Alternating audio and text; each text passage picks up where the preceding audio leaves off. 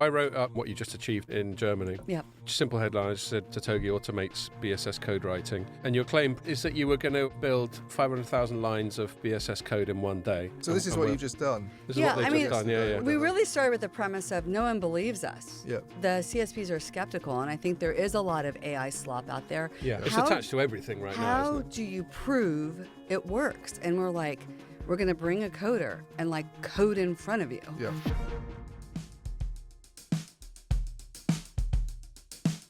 This is Telco in 20, a podcast that helps telco execs achieve a competitive advantage with AI in the public cloud. It is hosted by Daniel Rios, also known as DR. Today we're talking with the hosts of the telecoms.com podcast, Scott Bicheno and Iain Morris. Hi guys, I'm DR. At the end of October, Totogi did something unprecedented at TelecomTV's AI native telco forum in Germany. We created 6 BSS modules from scratch with AI, using Totogi's BSS Magic and one forward deployed engineer. I knew there were going to be a lot of questions about it, so I made a pit stop in London to talk to the telecoms.com podcast firing squad of Scott Bicheno and Iain Morris. Why? Because a big part of being an evangelist is debating with the non-believers. Scott and Iain are smart, funny, and ready to call out anything they smell as BS.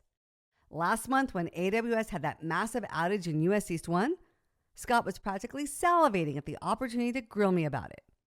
When Totogi generated more than 500,000 lines of working code live at the TelecomTV event, Iain wanted to know how the ontology really works.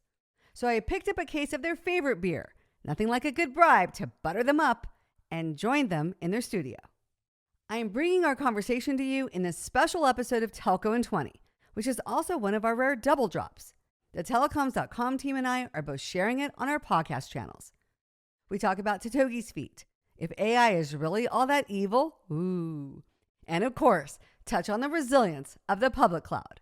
So, grab a brewski, settle in, and let's take 100.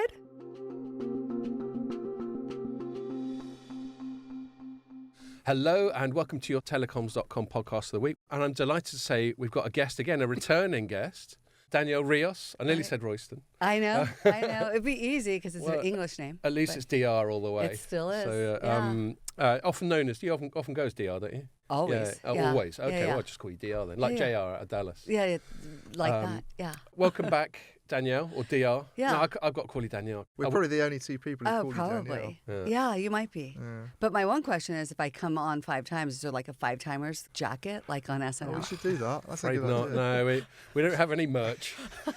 No swag. We need merch. For It's like people more who've like been a on lot. trophy. We should give everyone a metal T-shirt or something. Totally. For people who don't know, this Yeti that we use every single episode, Danielle brought us. It was after the pandemic. 22? Oh, it was post-pandemic, was it? God, I thought it was pre. There we go. Yeah. No, she'd already done the taking over the Ericsson stand at Mobile I had done Congress Club by City. then. Right, okay. Well, we were having to go at the public cloud, which we might do again today. That's fine. Given what happened earlier on this week. Sure.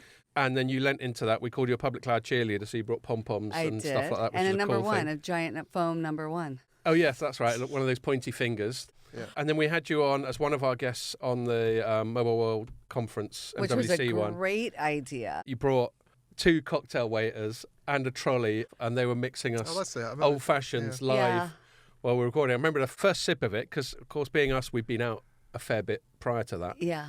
First sip of that, I was like, ooh, and then By it the kicks end. in, and then suddenly, right, I'm ready to rock. It's like medicine then. It was Yeah, medicinal. Yeah. Yeah, it's hair of the exactly. dog, maybe a little bit. So, it was That's delicious. good. So I'm going to Very say, actually, you're hiding something under. I am hiding. I always bring gifts. I sort of Yeah. feel like, I don't know, the hostess in me. So I thought I'd But let you get that I sorted. noticed you guys like this brew dog, but Oh, but wow. the Yeti look at that. koozie will replace the Oh, janky cake koozies. Hi. It's got your brand on it. It has your brand. yeah, You know me. branded. So there you go. That is very cool. I And have you one. even put. I put a brew dog in there for you guys. Excellent. Here's one for Ian. Thank you very much. So There we'll, you go. We'll Thank swap you. out these brew dogs. Yes. And then I bought one for Pierre. Oh, you didn't forget me. Thank you. Yes. Yeah. And then I branded with me, Thank you very much.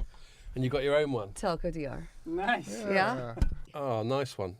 Your attention to detail is unsurpassed, Danielle. Thank you well, very I have much. a No, we really got- great support team that helped me do amazing They do, things. and we should say we've got your right-hand person, Lindsay, Yes, Lindsay. in the off background. Hi, camera. Lindsay. And the beer is cold. And the beer is cold. cold. Good skills. And we should also give a shout out to Jen Hibbard from Liberty, who works with Elena. And she, unfortunately, we only got room for 1+1 in here. Yeah. So she's chilling or taking in the view or whatever Well, outside. she's minding the beers, mate. No, we have extra beers here. She's got a whole suitcase of beers. Lots I know of Pierre beer. only has a couple of hours, but Oh my God. yeah.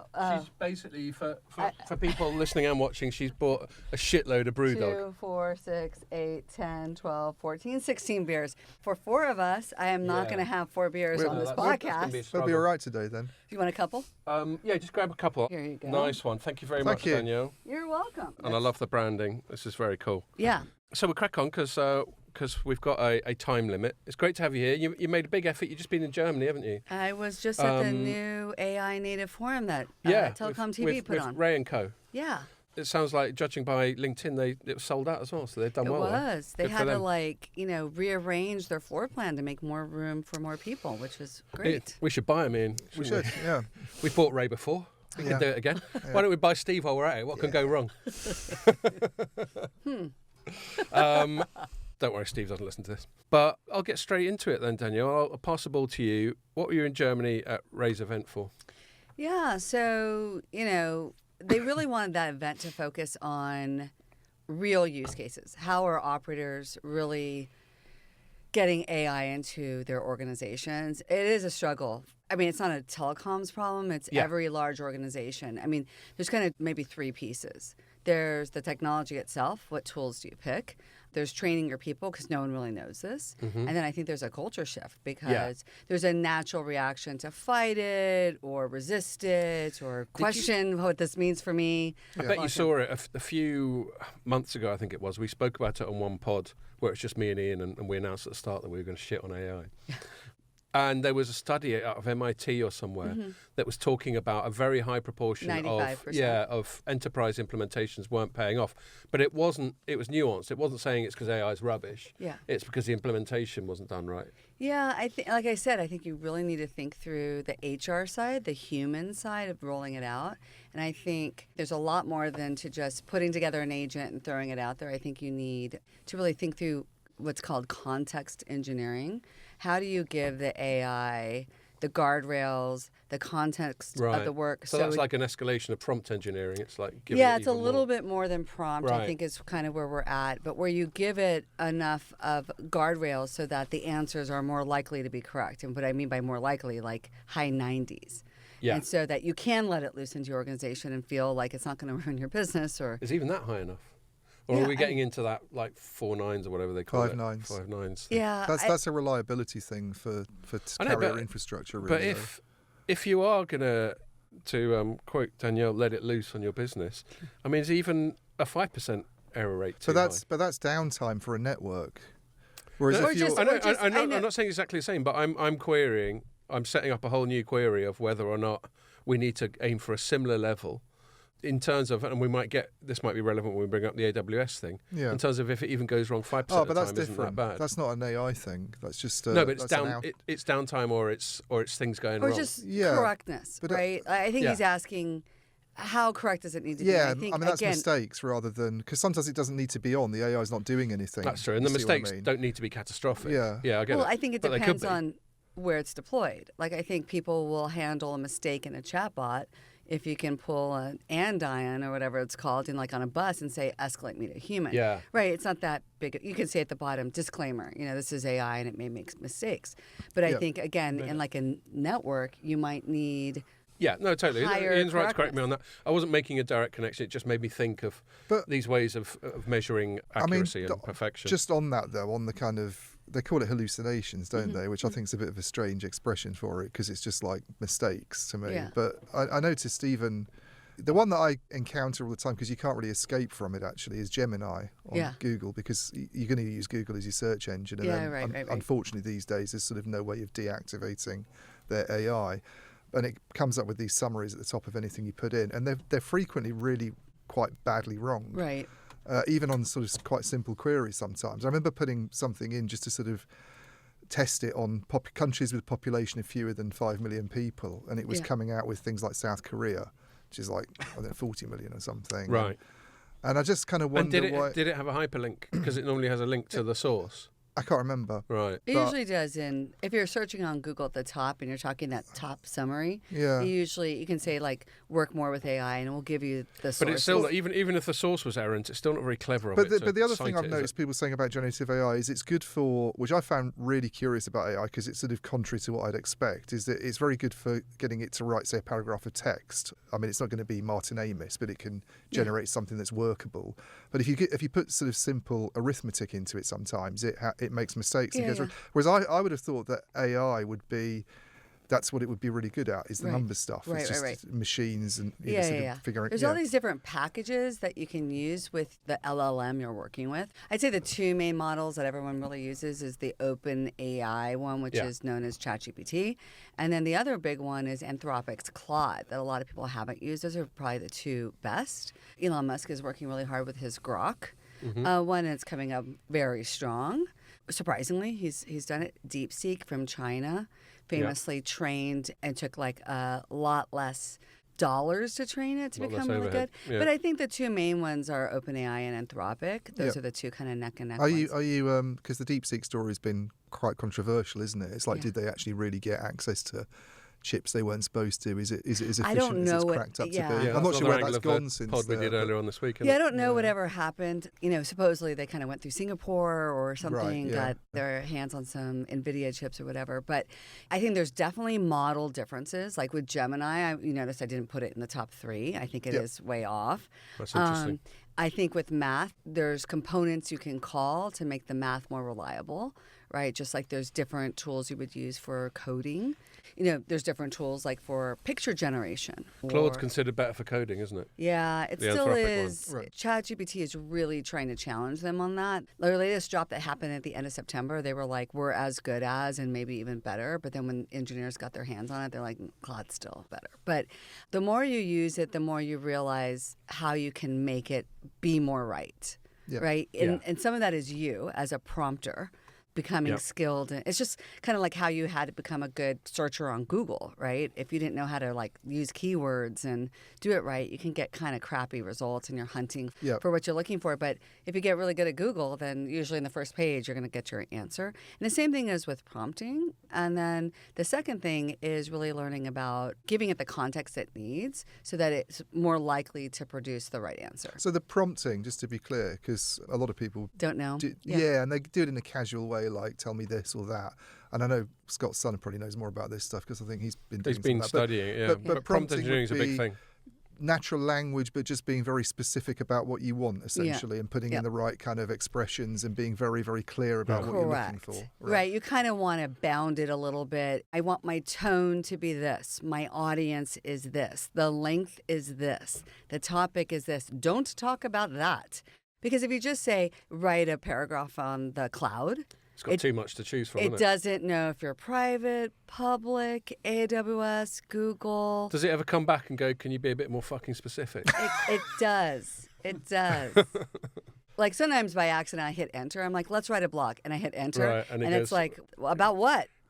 Help me to help you. Right? And or I'll say I'll be too high level and it'll say, okay, if you give me some more instructions, I can write a really great blog. But both of those products have the concept of like a project where it's like, okay, like I have a blog project and I have custom instructions that's like, this is always for a telco executive. Make it about, 1,200 words long. Your tone should be this. Always start with a controversial take that, whatever, and then cite examples. Please research CSP examples. Yeah. Don't use a bank, right? Yep. Use Vodafone or whatever. I suppose I don't use AI very much at all. I know it's quite heretical of me in this day and age. But I would imagine what would be useful, especially to someone who hasn't bothered to learn prompt best practice, as you seem to have, is to have a drilling down process. Like, Scott, you asked for this. I can give you a go there, but you might want to... suggest parameters, suggest prompts maybe. Right. But then I suppose that's a bit circular, isn't it? You don't want the AI suggesting prompts to you. They should be yours. No, it so can't. It can get a bit circular. It's called meta prompting. There we go. So let's say you work with it and you finally get to something you're like, oh, that was actually what I was looking for. That's the paragraph that I wanted. Yeah. What I'll do is I'll say, write the prompt that would have produced this much sooner in our dialogue. Boom. and then you save Right, it. I see. Oh, Then and you then you know save for it. next time. Yeah, put it in a doc and There's be like, trial and error. No, that's a yeah. good idea. yeah. No, but that's right. Reverse engineering it to say, what could I have I'm a said in much... dumbass, but write the prompt. What and could then- I have said in Yeah. much fewer words to You get can this reverse desired engineer, outcome? but it's trial and error to some extent, Yeah. and then you get it right, and then Right. you save that, and then I guess you can refine that in future to make It'll be a it whole. even more It'll be a whole specific. skill set for everyone to learn. Absolutely right. You Well, can make him part of the Perhaps instruction. not everyone, except Luddites, Well, everyone I know that's grumpy been middle-aged Luddites. everyone that I Oh, know me that's- too, mate. Me too. everyone I know that's been anti-AI, and then they start to kind of dabble. Yeah. Start to see the light. They don't go back. That's why I don't They use love it. it. Yeah, I doesn't- don't want to fall in love with it. I don't want to be like that guy in the film. You know, He doesn't want it to become his precious. My precious Like your ChatGPT. girlfriend? Yeah, You're well, like, no, there's a write a salacious article about the public cloud. There was There's a- another outage. I'm so excited. What's Do it in the called? style of PSC. Her. right? Like that's it's it. her. Yeah. No. Well, one time I wrote a prompt for you in one of my newsletters, which is like I built a prompt for Iain Morris, where it starts with like some sort of historical reference to some calamity to start my Oh, is article. this his opening paragraph? Right, it's his Yeah, opening yeah. paragraph because he has a Oh, a he's very got- distinct no, I sound. often tease him about it on the Right, pod. and I was So, like, yeah. write an article in the style of Iain Morris on this topic, and it starts out with a little. And Yeah, I'm I think like, Jeff Hollingworth did the same Yeah. at some point. Yeah, he put it out on Rapidson. LinkedIn, didn't he? yeah, and Can I put I- it in my newsletter. Can I say a quick minor tangent? You were talking about maths, or math if you're American. They only got one math over Yes. there. Telecom and telecoms, isn't it? They got Telco. yes. Yeah. And there was a thing. How long ago was this? What's the date on this story? Why don't you put a date on your story? Where OpenAI claimed, some people from OpenAI claimed that OpenAI had solved these maths things that had been unsolved, like these real goodwill Proofs. hunting, Yeah. sort of things. That only Matt Damon can do normally. Exactly. I think they were called Erdos problems. I don't know how you pronounce the Yeah. accent above the O. Yeah. Right. And it turned out what it had done, it was very embarrassing for OpenAI because it turned out what it had done, it hadn't solved anything, it hadn't done any maths. Right. It had just done a really good search engine job of going around the internet and finding some other But you're- research, some other people who'd already Solved. suggested But problems that's the to short, this yeah, shit. because that's the shortcoming, I suppose, of AI at the moment. I'm not saying it will always be that way, and actually maybe we don't want it to be as good as that to come up with new solutions to things, because that's innovation, isn't On its it? own, yeah. It's not going over what's already Yeah. on the internet. Yeah, I mean, and we putting haven't it hit, into, you yeah. know, what is it? Artificial general intelligence, where it's actually That's where we really start and maybe freaking never out. will, but yeah. probably. But You you think still we- need humans. You think we're to paranoid guide it. now? I know. You guys especially. Oh, I met Mavenir this week, and Yeah. I can say this because it was on the record. The guy who's like their AI guy, Yeah. and I was asking him what level. We might talk about this in a bit, but the levels that the TM forums come up with for measuring how automated your network is, and Yeah. 0 basically means people are running around and pushing buttons. Still. Right, manual. 5 is like there's like a CEO having a Robot, coffee yeah. and. Everything else just runs. And I said to him, what is level 5 automation? And I didn't expect this answer, but he went, it's basically like the Terminator. Right. And you were like, Skynet. see, that's what I keep telling you. Why don't people listen to me? Wait, so one more thing about yeah, AI yeah. that's going to freak Ian out. I Okay. was at a friend's house last weekend, and he works for Google, and he has Gemini reads his email Right. and then basically answer, and he checks it before he sends it, but the AI kind of like reads Does the everything and answer. goes, this is where you should answer. And then he, And he goes, yeah, go on tweaks then. it, and then, yeah. Right. Perfect. And he's trained Gemini to be perfectly fitted for himself, but... Well, or that's herself, sorry. I mean, that's actually a good way to bring it back What to. does he do with all the extra time that he's got now? That's a good More point. work. He's just more productive. Yeah, more more fun. work. He gets pissed. You can do so much. It's amazing. We should come up. The three of us will come up with a new AI product called the Pub Bot, Yeah. where you can go down the pub, but your boss, it'll look like you're working. Oh, that's great. I've Yeah, got yeah. a good way of getting it into telecoms. Well, actually, There's, go yeah, on. good. No, you no, go. I ahead, was you just go going to ahead. say, like, because we're talking about it in a kind of general sense at the moment. Yeah. And generative AI, I mean, AI's been around a long time, but the generative AI is what, 2022, I guess, is when. Like November of 22. Yeah. So, like, from your observations and your meetings with people and what you're doing commercially, what difference has it made to telco so far? What are they actually doing with generative AI Yeah. that they weren't doing with? I mean, this thing you were at in Germany, for instance. Was a lot of that about how they're using generative AI in their kind of. Why don't you give her a networks softball, mate? Or I'm only joking. I'm just winding that's you not- up. that's not a- Well, I think, this is a good question because I think people have been using predictive AI, like machine learning, for a Yeah. while. yeah. We're not talking about that right now. that's sort of like old AI or done and dusted, or everyone gets that. Everyone is talking about but still used and still useful. Yeah. Totally useful. Yeah. Great. But it's a bit so last decade in terms Well, it's of just, what it's not everyone's the talking cool about. hotness. Generative AI is brand new, like you said, a couple years old. And I think when you go and talk to telcos, they don't know how to apply it. They don't have people inside using it.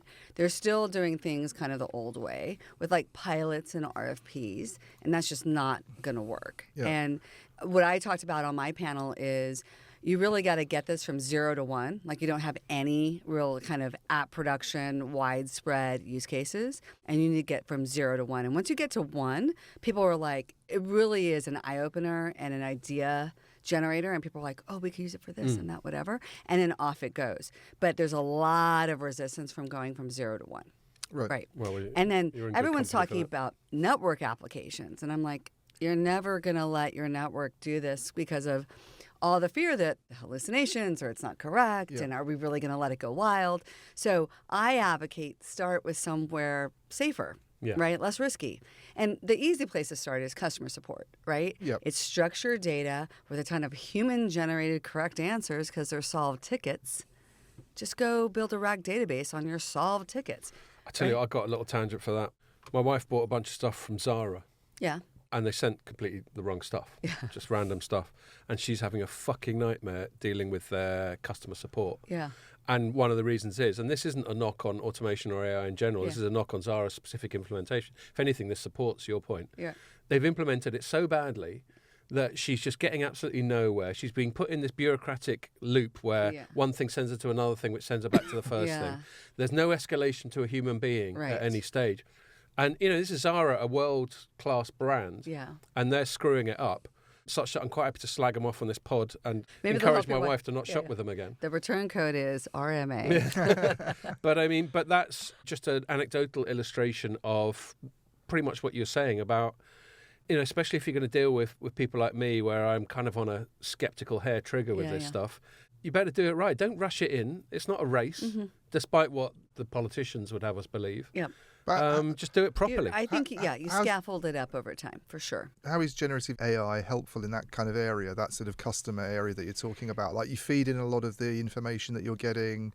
You're sort of doing a small language model, maybe, I guess. Well, no, you equivalent, use the big guys, right? Use the big guys, you just tweak it. Yeah, you just do model tuning.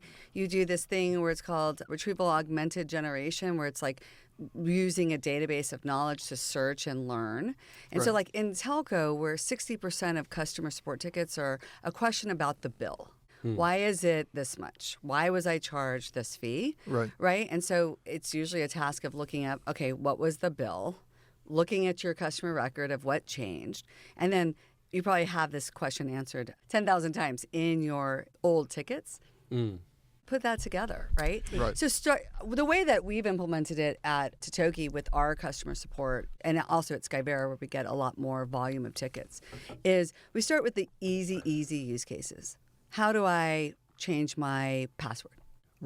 Simple. And then we keep giving it more and more and more, harder. So it's like taking on a bigger and bigger percentage of tickets. But we start with, what's the big, easy ticket that you really don't need a human to answer? It's like, you're just like, hit the forgot password. I'll send you another. There's some stuff like that. But then you go, the hard stuff, still humans. And we just kind of eat into the pile of work with the goal of 100% of tickets are answered by AI. But, I mean, we started in March of 23. And after about maybe 15 months, we were at maybe 70% with the goal of 100. This is like internal. This isn't a customer-facing thing. It's customer-facing. It's customer-facing. Yeah. Okay, yeah. it is. But we started with the easy stuff to not like ruin our brand or whatever. Dip your Right? toe We in the had water, sort of we had a button of like, we told them this is AI, it's training, it may make mistakes, right? Yep. We kind of set that expectation. We had a button of like, I want to talk to a human. Anyone could push it at any time and escape to the human. But after a while, I mean, it answers tickets overnight, on weekends, on holidays, and the staffing of like having 24/7 support is hard, right? Yeah. I mean, I think you should say what Totogi is a bit, and also you mentioned Skyvera there as well, and people might not. people that might don't not know all about me. Before we do that, Yeah. I've got your enduring job title at Totogi is acting CEO. It is. Everyone you've wants been- to change it. You've been acting for a long time. I've been acting for Why like, don't you just drop the acting? I don't know. I'm kind of just, I don't know. So I'm gonna guess At least she's not rotating. I mean, you created the company, yeah? I did. Yeah, and I'm assuming that you put acting because you thought, I'm the creator. Sooner or later, I'll get a day-to-day CEO, and I'll just be the. That was the original idea. Was the I'll get it up and behind-the-scenes going. boss. It'll be like an overnight success, and then I'll get someone, and then you won't have to explain like I'm not stepping down. It's not big news. I'm just acting, and we hired someone, whatever. But you're right. It has been going on. So maybe we can get a scoop for this pod. that you're Yeah. dropping the acting. Yeah. Well, maybe. You can announce maybe. it. I can't tell you how many times when we're doing something big, they're like, "Are you still acting?" I'm Yeah, like, well, my quite- own team. this isn't the like, first yes, time. I'm still acting. I'm not going to change it. Like one time I forgot to write acting, and I wrote CO, and the team was like, "Are you dropping the acting?" I'm like, "No, I've got- thanks for reminding The me." acting Add it CEO, back. I've got a picture of someone sort of stepping on and doing some kind of Shakespearean dialogue with a skull Right, in their hand. no. I, therefore, am the I mean, CEO. Yeah, I don't know. It's So, dumb, but Totogi's Right. quite young, and how in did how telecom did that all years, start off, and yeah. why, what is it, and why are you Yeah, doing yeah. that? So I started out with the idea to change, rewrite the software of the telco industry. And I'm in telco terms, I'm a baby. I've been around since 2017 when I became CEO of Redney, which I renamed Optiva. And And they've just So- been bought by Quantel, yes, I noticed. yes, that's yeah. saved really. I mean, I think so. I think they mean, they had had some challenges. like $113 million in debt and about $40 million of revenue and about $8 million in the bank and So- unprofitable. Sounds like the British government. Yeah. So when I came into what is now known as Optiva, I guess someone named it Quaptiva or something. Right. or Well, Quant- Quantel's a strange name because it's got a V. Quantel? But it's spelt with It's a V, Q, though. I always say Qvantel, but I Right, think yeah, that's James. It's like an NVIDIA thing. Yeah. yeah. It's like awkward consonants. Just next too to many each other. consonants together. When I came in, that's when I noticed. I was like, you guys are doing software like the 90s. I went in 17. There was absolutely no use of the public cloud, even for things. I'm not talking about network stuff. I'm talking about like basic stuff. Back Yeah. office. And I was whatever. like, this seems kind of obvious. And then I ended up leaving Optiva in 2020. And I was like, let's just do public cloud. And this is going to work. It's come to every single industry, including governments. It will eventually come to telco too. And that's why we've always, the amount of free publicity you get out of us, pretty much every time public cloud comes up, we name check you. Yeah. Yeah. The cheerleader. Yeah. So there's two sides to what I do. So there's, three. There's Telco DR, which is the thought leadership. I have a podcast, I have a blog. I'm constantly all over Ian's LinkedIn. been on your pod, hasn't he? He has. Maybe one day you'll come too. Right. Well, I'm Yeah. still waiting for my invite. Okay, we'll do it. We'll do it. Lindsay's here. She'll write it down. Make it so. So previous to Optiva, I was, I called it a turnaround CEO. I'd buy software companies that were for sale for whatever reason and rehab them for high profitability. And Right. sometimes there was like really great tech that you could revive. Sometimes it So was that's just, one of your core competencies is turning these things around. yeah, I'm Okay. like I'm actually really good at No, making that's a really good skill crappy set. companies. That's a really highly good skill set because there's a hell of a lot of people who have the opposite skill set Yeah. who get good companies and turn them to shit. So it's nice to know. It's nice to know there's some people doing it the right way. And they still walk away with the money. We know a Yeah. few of those, Yeah. haven't we, Scott? No, we don't know any of them, Ian. Shut up. So Skyvera does that, and what's nice is it generates a very healthy profit that actually helps fund Totogi. Yeah. So, and then Totogi is a Silicon Valley startup that's actually in Texas. So it's brand new software, totally living the dream. So you're Austin based. Yeah, I'm in Yeah. Austin, and That's where Yeti comes from, isn't it? Yeti is down the street from my So house. you're very brand loyal to And, Yeti. I know. and Matthew McConaughey. right? Yes, all and, right, all and right, Joe all Rogan. right. There you are. Oh, yeah. In fact, I saw Joe Rogan in Austin. There we are. You went to the Yeah, mothership, didn't I you? did. So we got that with Pierre. drawing. Yeah. That Anyway. picture was drawn in Austin that's on the wall there. Oh. Yeah. Which is Yeah. a picture of us. Although Hanging you can't out. really see it at the Yeah, moment. yeah. Ian, Joe Ian Rogan's was not place. pleased to have to wait outside. I was like, trust me. Yeah. Yeah, you made it happen, didn't you? Yeah. You, I you bribed slipped the the geezer doorman. a tenner or something. So it's a little bit of a symbiotic relationship Yeah. where if I buy some tech that could help Totogi, Totogi will use it. Totogi is building new products that maybe Skyvera customers are interested in. And so the strongest example is I bought CloudSense, which is a telco-focused CPQ, configure, price, quote product, sits on top of Salesforce with a fabulous list of tier 1 customers. And we've been able to go to like nearly half of them and talk to them and get them to use BSS Magic. Right. And when they see it working, So it's like Skyvera is like the fund. It's like a fund. a little bit, basically. yeah. I mean, it's the profit. So Yeah. we use that. I mean, I'm still returning a profit, but I use that money if I want to. I use it to either buy more companies or fund Totogi. And Totogi's in one specific part of the BSS OSS space, which, I mean, I'm grouping it as BSS OSS because traditionally that's how people have talked about it. I know things are maybe a bit different now, but it's in one particular bit It's of focused that, in BSS because I think when it comes to AI, that's where it's going to be the tip of the spear. Yeah. Okay. Versus network. I think it's much harder to break in as a startup, small company with new software on the network side. So where would Totogi come in where people have been using traditional solutions, let's say, pre-2017 stuff, and who are you going up against, I guess? Who are the traditional guys? What do you bring to the table? We started with a charging product because that's what I knew from Optiva. Yeah. So we have a charging as a service product that runs completely in the Is charging the same as billing? No, it's rating. Oh. So it's more real time than billing. Billing is more invoicing. Oh, okay. Right? In a prepaid situation. Oh, so it's a more sort of dynamic real time. Right. It's like for a prepaid, I'm going to go check your balances before I let you download that YouTube video. Right. Oh, you're out of balance. Right. You need to top up. I hear you now. So it's kind of like an ATM automatic teller machine. Right. It's more like a money machine, or it's a monetization engine. And it's real time, so to use your ATM metaphor, so you can't withdraw some money from one and then leg it to another one. Right, and the telcos, and hope to con it. The telcos are like, I'm not going to give you like 1 penny extra of data. Especially not on prepaid. Right, exactly, because they don't know if they're ever going to top up again, and they're just giving away free service. Is that what you used to do when you were at university? What, try and go rip to off one the ATM and then run to another one before? I certainly remember race condition, literally. I certainly remember testing my overdraft limit a few times. But even a drunken 18-year-old Scot could be outsmarted by their system. No, when I was at university, I specifically picked a bank that would allow you to withdraw $5 at a time. Oh, to limit yourself, right? Because some of the banks have like a minimum withdrawal number, and it was like 10 or 20. Oh, so I needed 5 because that's all the money you had. I had like 7 and I couldn't access it. I'm like, I got to go to the bank that would let me pull out 5 so I could have $2 left over. I mean, poor.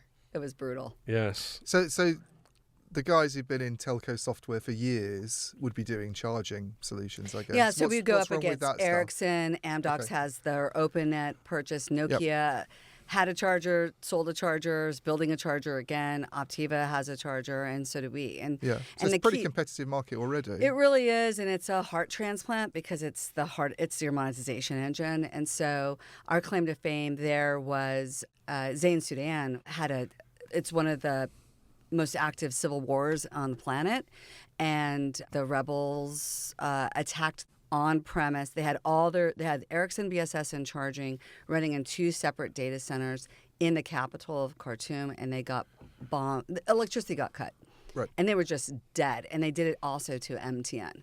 So there was like just zero mobile service. This was right before MWC 24, and we had been talking to them about a backup to their backup using cloud and would it work? And we designed it on paper, but they were sort of stalling. Well, about 2 weeks before MWC 24, they called us and they said, we've just been cut. We're dead. We have no access to anything. Can you get charging up in 2 weeks? And I'm like, guys, you would give anyone in the world 18 months to stand up a charger, and you're giving me 2 weeks? P.S. I think I can do it. And, it took me 18 days. It's so awesome. I just teased Iain about giving you a softball question, but I'm going to give you the ultimate softball question. Danielle, have you recently demonstrated spinning up BSS from nothing in a very short amount of time? I did. I mean, so that's the other big product that we've been working on, which is BSS Magic. And I talked about this also at MWC 24 with the vision of empowering CSPs and operators to build their own BSS with AI. And I think that is their dream, right? Not speaking from a vendor perspective, but if you go talk to like a Lester Thomas or a head of IT, they're like, we just want to write it. But it's been just hard to maintain. It's wide. It's huge. I mean, there's no one definition of BSS. You could say it's 5 modules. You could say it's 25 modules, right? It's different things to different people. They're using it in B2B, B2C situations, IoT situations. Oh, we're going to stand up a down brand. We don't want it to touch our main brand, so we have another BSS for that. So it's a very complicated situation. And I stood on stage and said, that's what we're working towards, allowing you to write your own BSS. And I remember looking in the audience, people shaking their heads and scoffing, like literally scoffing at me. And I'm like, I sort of felt like Elon Musk. So it's a tool to build a BSS? Yeah. Okay. Right. And that's not like it's only... But what happens to your charging product then if they can just do their own, or is it... They can use it if they want or not or whatever. Right. Yeah, it's there. It's not going away, but... So you're not worried, which I think what Ian was asking, you're not worried about cannibalizing your own stuff? Yeah. I mean, that's actually the most forward way of looking at things. In fact, on the last pod, we invoked that venerable example of Kodak that sat on digital photography technology for ages because it had such a cash cow in film, and then that all went horribly wrong. Oh, right. So you can't. Well, you have to. You can't be too afraid of cannibalising your own cash cows. But aren't these BSS systems that are in place at the moment are fairly complex things? With, I'm guessing, I mean, they are software based, aren't they? It's not like we're talking about boxes and optical equipment and this sort of thing. Yeah. But they're very complicated software tools that link to all parts of the business. Yep. I'm not in this area, obviously, so I'm trying to understand the nitty-gritty, but the idea of somebody being able to come along and kind of replicate that from AI from scratch sounds... I mean, people are going to say it sounds far-fetched, I guess. It does. And it works, which is so crazy. Our idea here is not... A Tier 1 CSP isn't going to say, hey, let's replicate, our entire BSS stack with this Totogi, write our own thing and deploy it overnight. We don't think that's how it's actually going to go down. The demonstration, over the last couple of days in Düsseldorf was more about, if you can do this, you can do everything easier than this. Yep. This is really hard. And so we're not even arguing this is so it's like filling gaps at first, probably, with how it could be used. Lester Thomas, again, I love this quote. He was on a podcast with TM Forum in, I think it was 2021. He used to be at Vodafone, yeah? He is still Vodafone. He's still at Vodafone, okay. Yeah, he's at Vodafone Group. He's one of the main guys that came about with TM Forum's ODA, their open architecture, that tries to solve this vendor interoperability problem, which is he has 5,000 BSS products installed across 20 some odd opcos. 5,000. Yep. They're not all from the same vendor, right? They're homegrown systems, mainframe systems, legacy systems, Amdoc systems. How's this? This is just a product of consolidations gone over the years. You've picked up new businesses, well, like I said, things and bolted it on. Like and I then said, before you know it, it's just you have a B2C stack, which is your main stuff. You have a B2B stack, which you're like, well, that has different needs. We just came up with a down brand of whatever. We bought something, right? And so over the years, you've stitched them together. It's a pile of spaghetti mess. So when you want to replace, like, let's say one vendor makes you mad or goes out of business or whatever, right? The Optiva thing happens and you're installed there. You're deeply in the middle of the spaghetti pile. How do you take that one noodle out without screwing up everything? And they're stuck, right? And this is one of the reasons why they don't have agility and they can't move fast. Like launching an iPhone 17, it's probably a 6-month process to get the website updated, the catalog ready, right? The plans ready, network ready, right? Like, oh, we're going to support eSIM on this launch. It is not something like, oh, new phone came out, no big deal. Let's go live in one day. It's a pain. And so, they talk about moving at the speed of telcos. Why can't we be that good? And I'm like, it's this legacy crap. We got to get out of it. So BSS Magic attempts to solve that problem. And not by saying move to 100% Totogi system. I'm actually saying keep exactly what you have installed. We call that layer the data layer, right? We connect to that. Doesn't matter what system it is. And then next, this is through these APIs that you're talking about. It could be APIs. It could be MCP, Model Context Protocol from the AI vendors. There's lots of different ways to access it without. So you don't need ODA to do it. You don't need ODA to do it, but almost makes you wonder why ODA is necessary if you consider to use. It's MCP useful. Or something It's instead. useful. It's a nice standard that everyone's agreed on, right? And a lot of vendors. Shooting me when I leave the pod, but there's a lot of vendors. That's what I was how dare youing about. There's a lot of vendors that support it, so that's kind of nice, right? Even Amdoc supports it, right? They're moving right up the API certification leaderboard that TM Forum maintains and reports on, which is great. And so okay, now I can connect to it. And then our middle layer, which is I think where our IP really sits, is this ontology layer that understands telco. It is the context engineering. It expects to talk to BSS. It knows about BSS. We call it the vocabulary of telco, the nouns and the verbs. So sorry, go on. That word ontology. It's come up a few times recently. Yeah, I mean, I actually linked it. So I wrote up your story, what you just achieved in Germany. Yep. Simple headline, I just said Totogi automates BSS code writing. And your claim prior to it, I might as well, while I'm being generous, I might as well tell you what your claim was. I love it. I'm going to just bring you more beers. That's really why I do it. I'm such a cheap date. Beer and koozies. Is that you were going to build 500,000 lines of BSS code in one day. Yep. And then Jen, who's patiently waiting outside from Liberty, sent me and Iain a follow-up email today to say what you actually did achieve. Yeah. And so you're going to aim for 5 core modules plus an audience-weighted feature. So I guess that's your way of saying this isn't pre-prepared. You come up with something. So this is what you've just done. This is what they've just done. Yeah. We really started with the premise of no one believes us. Yeah. Right? The CSPs are skeptical, and I think there is a lot of AI slop out there. People saying, slideware, saying they have it. Yeah. It's attached to everything right now, isn't it? How do you prove it works? And we're going to bring a coder and code in front of you. Yeah. I mean, if you guys have a better idea of how to prove it, tell me. No, I mean, I think as I wrote in the conclusion to the piece I wrote about yours, I said, I'll just read myself back. While we have no reason to question Totogi's claims, it's hard to avoid wondering if there's a catch to all this AI expedited coding.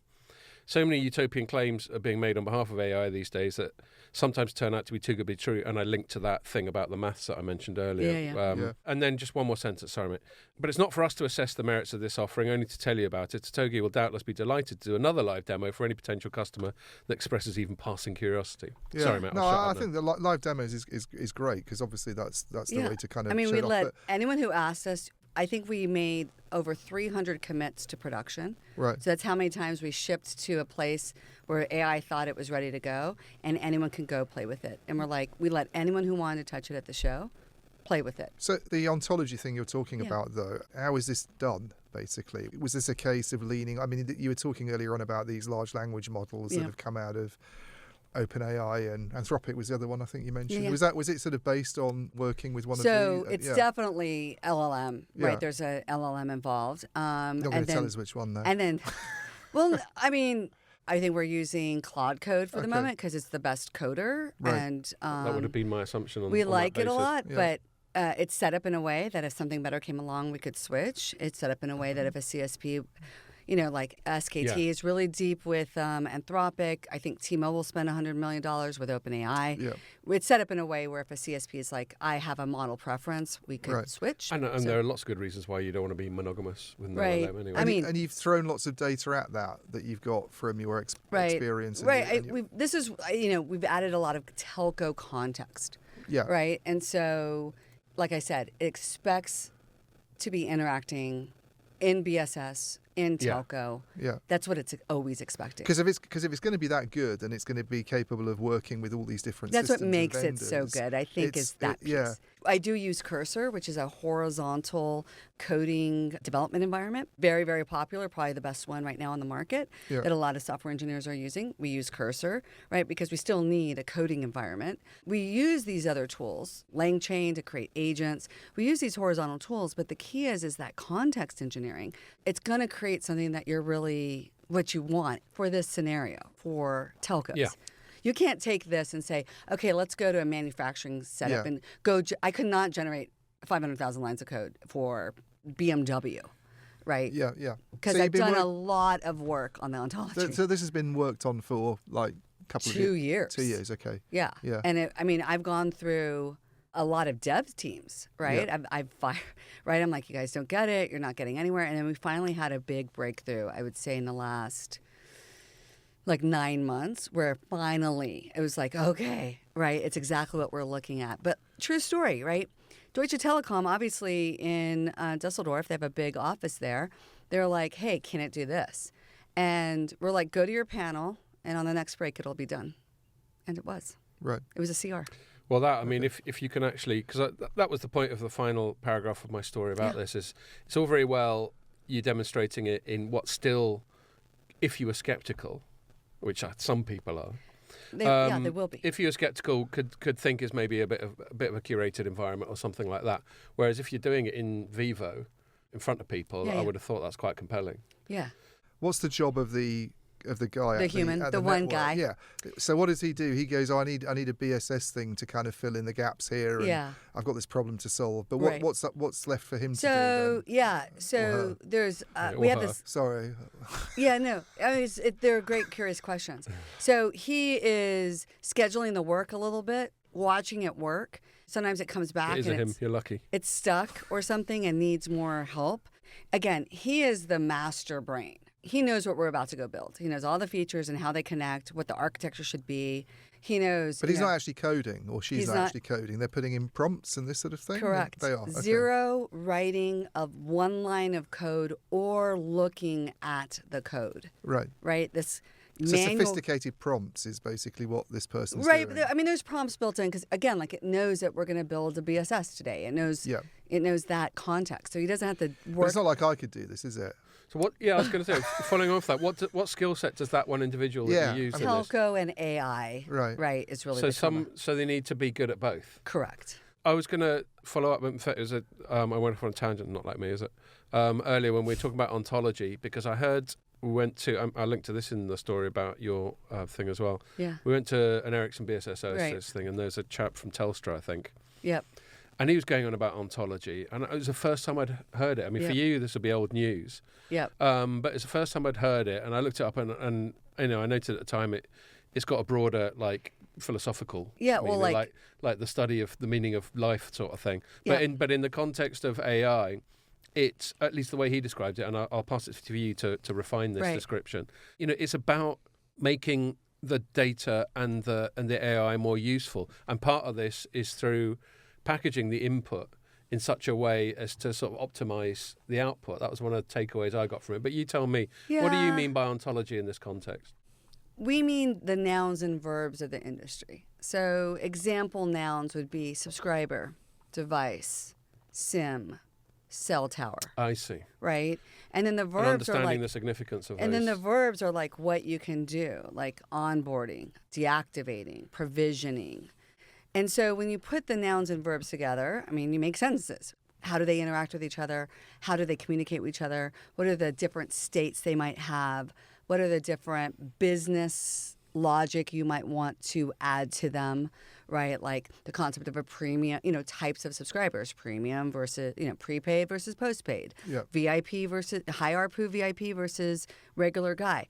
And so these are all the things that telcos, when you think about the business of a telco, like the language that goes on inside there. Quite specific. That's what we're trying to encapsulate. Yeah. Right? Makes sense. To train AI. Right? And so I did this 5-minute speech right in front of a panel, really, really short. But this thing knows telco like your best experts know telco. Imagine if you could channel Santiago Tenorio, Iago, right, who was at Vodafone and now at Verizon. He's maybe one of the best thinkers of network currently in our industry. What if you could channel his brain to think about your network design? Yeah, he wouldn't like that. He wouldn't like that. He probably would. I don't know. Right. You have to ask him. But like your best... Get a Iago bot. Right? But like your best experts, right? Yeah. Like, I mean, how do people interact, right? Like just in any business. But is one challenge, like generative AI makes, things arguably easier for people. Like if you want to write an essay, you can put in a simple prompt and get it done, and you don't have to put in the hard work. But is one challenge with BSS Magic that it still requires someone who's very, very skilled to be able to take advantage of this. Well, so you're not only going to have the telco knowledge, but the AI knowledge as well, and be able to combine those. It's not like you could put Scott in there and get him to do this stuff. Sorry, I don't know why I use Scott as an example. An example of a complete dunce. But is there a skill? Is there oddly a kind of skills gap in terms of getting this sort of thing out? Because the telcos they might have the domain knowledge, but they don't have the AI knowledge. Well, they don't have people that we talked about at the very beginning of the pod here, right? They don't have the skills of people who know how to wield these AI development tools, right? And that's been super key for us is building up a team that knows that and then coupling it with telco knowledge. But we've encapsulated a lot of the telco knowledge in there. And so kind of easing the load on we call them forward deployed engineers, right? Easing the load on those guys where it's like more of like, okay, really focus on the AI because a lot of it is built in, but just make sure, architect the system so that, you're just watching it. You're babysitting the code. Right. You're making sure it's getting done. And then like sometimes it'll say like, hey, I need help. And then the architect goes in and it's like, okay. So it does do that? But if you get a rush of telcos wanting to take advantage of this, as I'm sure you would be very happy to have, yes, would they need you guys to go in and sort of train them up and show them how there's like a sort of I'm service actually, side of it? Based on the success of the event this week, thinking about launching a service to train people for telcos at scale. Right. So I'll give you an example. Something that's happening in Austin is a cool program called Gauntlet AI. My son actually went through it this summer. And it's a 10-week program, 3 weeks remote, and 7 weeks in Austin to teach you how to code with AI. And the monetization, it's completely free for the participant. You're guaranteed a $200,000 job offer at the end. And the way that the owners, I know, it's nice. The way the owners monetize it is, at the end of the program, they're letting companies hire these individuals. So they come in not really trained on AI and they leave very skilled on AI. Right. And so it's a nice And the AI industry is chucking money at talent. I mean, there was like $100 million starting was that bonuses Meta or that something? people turned down. Yeah. Yes. Iain, do you remember we were in We're in the wrong job, Scott. We went to New York. We went to New York a little while back. Yeah. And one time we were out meeting his wife Magda, and we were just sat in a beer garden, and we heard these youngish women, let's say, I'm going to guess 30s or 40, younger than me anyway. And they were having a chat, and one of them was going, yeah, they offered me $1 million to stay in, and I just said, no way. and we were just like, fucking hell. You're like, do you remember that? Yeah, I do, yeah. right? No, I think the $100 million Meta offer was turned down by the open. So it is a mega war. And I think telcos, how are telcos going to develop this talent or acquire it? I wonder if they can afford to. They can't. Yeah. And so they're going to have to build it on their own. And I'm like, maybe we, because I've been building it. I helped the guy that runs Gauntlet AI. I helped him. I've run similar training programs. And so I kind of advised him and saw the program. My son went through cohort 2. He got 6 $200,000 job offers as first-year university kid. He's like, Mom, should I drop out? And I'm like, absolutely not. He's Why? like, well, I was like, $200,000, Daniel. well, this is what I said. You I can was just like, finish it later. well, I said you've now established a floor for your market. So it's upwards from there. And when you graduate, you're going for $1 million out of school. Beers are on him. He bought them. No, but I mean, good for him and good for you for obviously helping him get to that spot. But he didn't believe, right? Like he was like, recently divorced. I don't know if you guys knew that. So I got divorced about 2 years ago. For a minute, I thought you were saying your son was. I was thinking, God, he's really not wasting any time, is he? Well, but I was married. No, I know you were because you were Royston and now you're Rios. And now I'm Rios, back to my maiden name. But my ex-husband actually is a very brilliant software developer, architect, right? Principal architect at Shopify. Okay. He's now taken a CTO role. So you're saying your son's genetically cheating? Well, we both have computer science degrees, right? But Benjamin doesn't know how to code, right? He's a freshman at Rice studying computer science.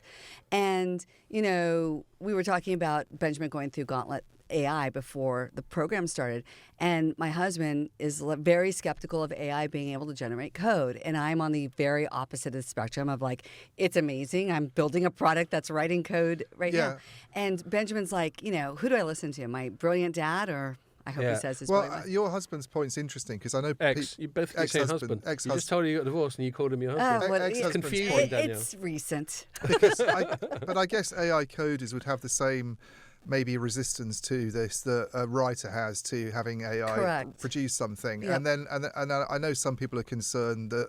I was chatting about this to someone earlier about AI kind of doing all of the code and how you're so far removed then from what's actually going on that it becomes... Actually, there's a guy on LinkedIn, I've got it here, because and this wasn't specifically to do with your thing, but just a generic. Let me look it up. It wasn't the troll last night on Twitter that was coming after me about this? Oh, were you? A little guy, yes. He's hassling you about this BSS Magic thing? He's like... He's calling bullshit on it, was he? he was. Right. He's called Josh Anderson.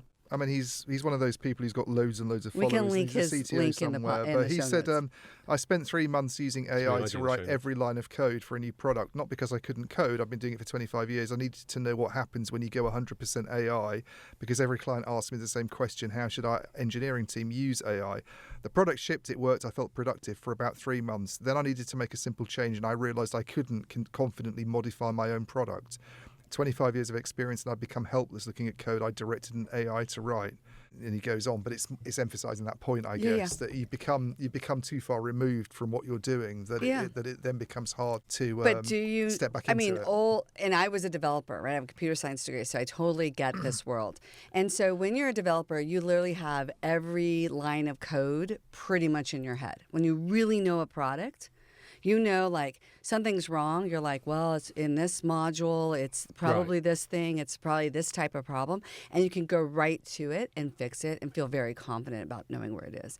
And with AI, you just don't need to do that anymore, right? I think it's still important to architect it. And we've done that like for the thing that we did, over the last couple of days in Germany. We're like, okay, this is what you're building. It needs to be able to support this many subscribers. It needs to in these parts, it needs to be very performant, right? So you can't just write anything, right? And just like in school, you learn what algorithms are best for things. And so you still need to know what those school things. You went to. Yeah, we didn't cover that at my school. But I guess the concern is that the stepping stones that you would start off on are not there. I mean, I use an analogy that you'll really like because you're into tennis. Yeah. But when they completely replaced line calls at Wimbledon this year, I know it's happened in other tournaments, but Wimbledon, it was like a big news story because they'd basically used Hawkeye to get rid of the line judges. And me and I think a lot of people looked at that and thought, well, you can't really tell if the ball's hit the chalk because it's too quick these days. And it's actually quite a good move. But a lot of the umpires didn't like it because they said that's the training route for you to go through to then be an umpire. You spend time on the court, you learn how it all works, you get used to how things happen, and then you go and become an umpire. If you get rid of those people, then you lose the kind of training route to be. And it just seems to me like, it's a simple way of putting it, like this is much more complicated and therefore potentially more risky. I think you still need to have a computer science degree, right? I mean, Benjamin through Gauntlet AI,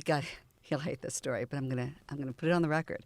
So the very first day, his assignment was to rewrite Grammarly, which is this little tool that writers use to help you fix your. Some writers. Thank you very much. Inside out, like some goddamn computer tell me how to write. Anyway, carry on. So it's MVP is due in 24 hours, and Benjamin is not a coder. I mean, he's only had like a couple of maths classes. Yeah, thank you. And maybe like an intro to computer science, and he's dabbled, but he has tears in his eyes because he's like, Mom, I can't do this. And I'm like, Benjamin, it just seems insurmountable. He's like, because he's thinking like a coder. He's like, I can't generate all the code that is going to be required to build this application. Yep. And I'm like, Benjamin, this is an AI training program, so use AI.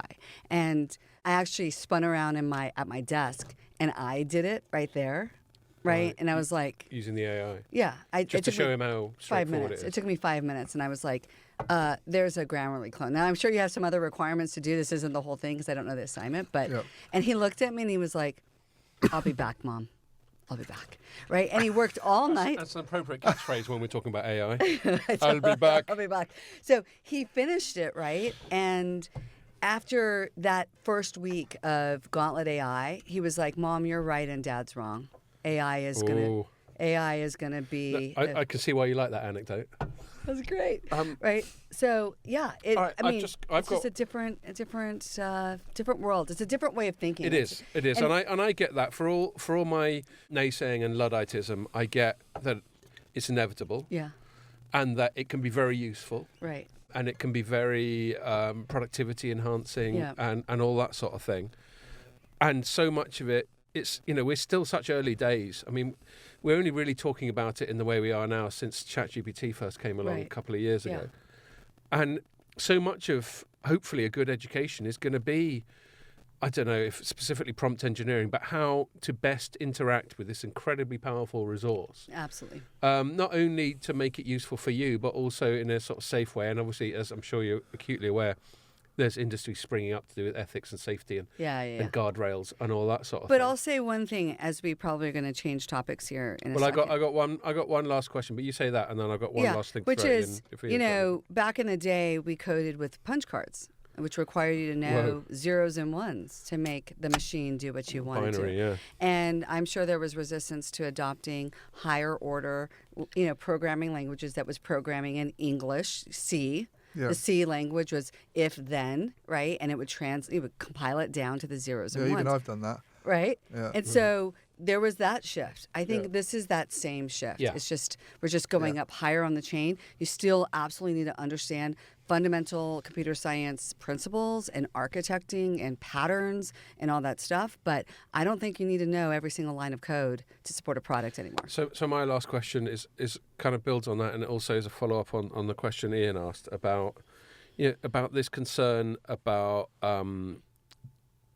underlying human competence. Yeah. So one of your answers, sorry, I can't put it into context, but one of your answers to one of Ian's queries was like, well, you don't need that anymore, or something to that effect.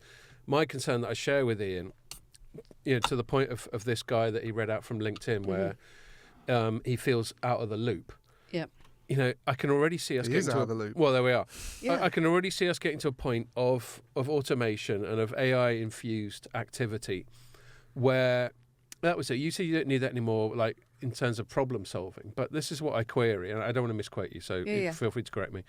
But if you get to a point where you've created something with AI, and then you're reliant on AI for the problem solving, but let's say for whatever reason, and this will be a segue to our next segment as well, the AI can't solve that problem, there needs to be a redundancy. There needs to be a de-escalation where you can go, all right, AI, you're dropping the ball here. The big boys It's another girls AI. are going to step it's another AI. No, a human being needs to be able to step in There's and loads go, of right, AI, I'm fucking Scott. taking over You're here. too obsessed with humans. Get rid of the humans. Well, there we are. That's kind of the point. Yeah, I think you can ask. I saw it this summer with Benjamin and Scott, where Benjamin by the end of the summer would take a snapshot of the bug and send a picture to Cursor and say, "This is my bug, fix it." And then he would pick up his phone and like watch YouTube while it worked, and then he'd come back and see it. And then with Scott, ex-husband, would be like, show me your code, because he wants to go into the code. Yeah. And Benjamin just was like, AI will fix it. AI, I just need to go find it. But you could just say, hey, AI, tell me about your code so I can, if I needed to, the code's still there. You can still pull it open. Right, it's a lot. But to the point that Iain illustrated about how this geezer reckoned he couldn't even get into the code and make sense of it. Yeah, I mean, I understood that correctly. It's not. I share that concern that what if something goes wrong? But even if it's infallible, let's say, I still think there's a concern about relying on something that eventually, if we believe what Jensen Huang and people tell us, it's going to outstrip human capability and we won't understand it. Yeah. And then it's a case of, what do people do, actually, I guess? I mean, if we can't have a world just of people who do prompting or something, let's say. And well, why not? I don't know. Okay. We have a world of people who write code. I mean, it's the same thing. It's just a different kind of code. Yeah, I know. I just feel it raises a lot of I mean, this is very futuristic sounding. Right. But if it's a world where AI is able to do so many of the things that are done now in white collar roles, and let's say robotics is capable of actually replacing a lot of other stuff, and there's sort of questions about what people actually do that I think are different from earlier phases of automation. Very different, I think. Yeah, I think there was a World Economic Forum stat that yes, AI is going to eliminate a lot of jobs, but it's going to create a lot of jobs more. Right? And so I don't think that's my worry, is whether it will. I don't think we're going to have like zombie world of people who don't have jobs, or like, what was that Ready Player One movie where no one was working. VR and stuff. Right. And so, everyone was living in the VR world and they didn't have work. And all.